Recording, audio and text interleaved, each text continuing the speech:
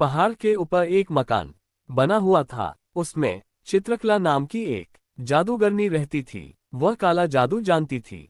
पहाड़ के नीचे तलहटी में एक गांव बसा हुआ था, जिस पर जादूगरनी ने अपने जादू से कब्जा किया हुआ था।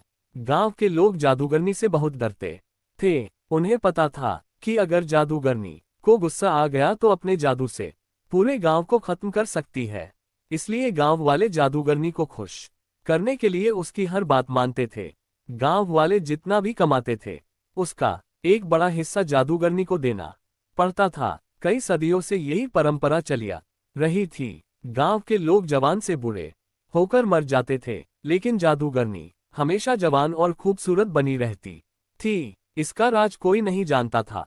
इसी गांव के एक घर में राकेश नाम का एक बच्चा रहता था। उसके पिता खेत में काम करते करते चल बसे।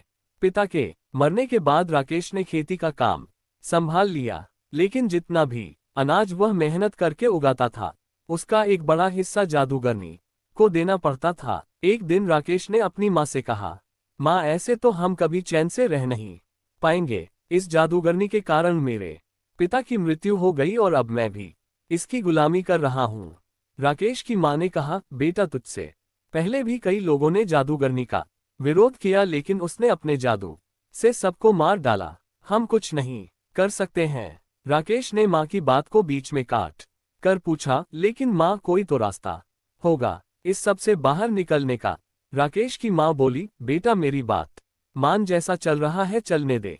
राकेश उस समय तो चुप हो जाता है, लेकिन उसके मन में जादूगरनी से गांव वालों को छुटकारा दिलाने की बात घर कर गई। राकेश अगले दिन से अपने खेत पर काम करने जाने लगा, लेकिन उसका मन काम से ज्यादा जादूगरनी में लगा हुआ था। दोपहर को राकेश एक पेड़ के नीचे खाना खाने बैठा। वहीं उसके बराबर के खेत के दीनानंद चाचा भी खाना खा रहे थे। दीनानंद चाचा से राकेश ने अपने मन की बात कही। राकेश की बात सुनकर उन्होंने कहा, बेटा, बात तो तेरी ठीक है, लेकिन काम बहुत कठिन है, इसमें तेरी जान भी जा सकती है। राकेश बोला, चाचा, अगर गांव वालों को बचाने में मेरी जान भी चली गई तो मुझे खुशी होगी। आप कोई तरीका बताओ। तब दीनानंद चाचा ने कहा, आज से कई साल पहले गांव में एक किसान ने जादूगरनी को मारने की कोशिश की थी, लेकिन जादूगरनी को पता लग गया। फिर जादूगरनी ने उससे बदला लेने के लिए उसका सब कुछ छीन लिया और वह उसे मारने की तैयारी कर रही थी, लेकिन वह पहले ही गांव छोड़कर भाग गया। तुम उससे मिलो। उसका नाम गोपाल है। वह पास ही के एक गांव में रहता है, लेकिन वह किसी से मिलता नहीं है। राकेश बोला, लेकिन क्यों चाचा? दीनानंद जी ने कहा, बेटा, उसे डर है कि कहीं जादूगरनी ने उसे मारने के लिए न भेजा हो। राकेश ने सारी बात समझ ली। अगले दिन वह दूसरे गांव चल दिया।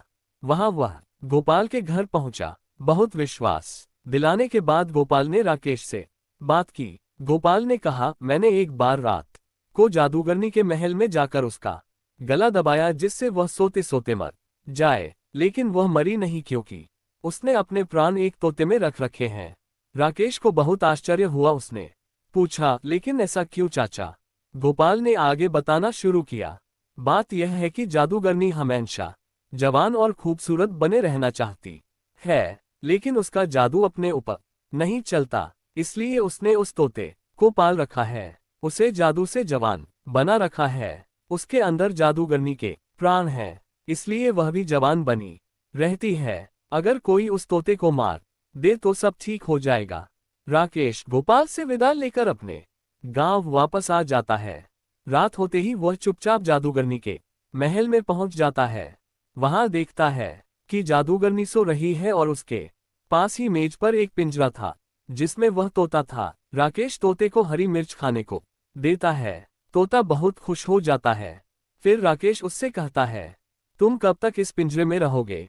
तुम चाहो तो मैं तुम्हें आजाद कर सकता हूँ। तोता बोला, मुझे कोई भी इस कैद से बाहर नहीं निकाल सकता। राकेश बोला, कोई तो रास्ता होगा।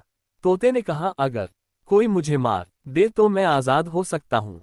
मैं मर गया तो जादूगरनी की जान चली जाएगी। उसकी जान जाते ही मैं दोबारा जिंदा हो जाऊंगा, क्योंकि मेरे अंदर दो जान हैं। राकेश ने पूछा, लेकिन तुम्हें कैसे मारा जाए जिससे तुम्हें तकलीफ न हो?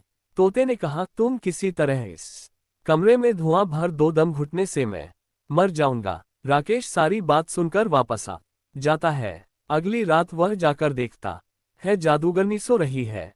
वह अपने साथ कुछ लकड़ियां लाता है, उन्हें जलाकर खिड़की से अंदर फेंक देता है, फिर खिड़की बंद कर देता है। धुएं से जादूगरनी उठ जाती है।